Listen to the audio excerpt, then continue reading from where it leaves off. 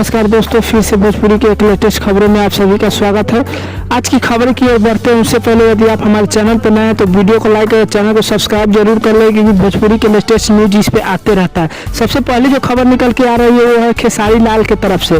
जो खेसारी लाल की तरफ से निकल के आ रही है कि एक जो कल गाना आने वाला था, पोस्टर रिलीज हुआ है, जो कि आज गाना आने वाला था, जिस गाने का नाम था महादेव अंगना, जिसे म्यूजिक दिए थे आर एस शर्मा और डायरेक्ट किए थे भीमलाल यादव, जिसे गाए थे स्वयं खेसारी लाल यादव। लेकिन इस गाने को लेकर के हम बता दें कि ये गाना आज सुबह 6 बजे का टाइम था, लेकिन 6:30 पे आप सभी के बीच रिलीजिंग किया गया है। तो खेसारी म्यूजिक वर्ल्ड से रिलीज किया गया है।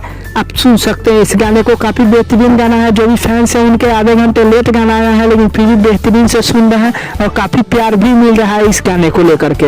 अगली जो खबर निकल के आ रही है वो पवन सिंह की तरफ से आ रही है कि पवन सिंह का भी एक पोस्टर रिलीज किया गया है, जिस गाने का नाम है छठी माई के आस।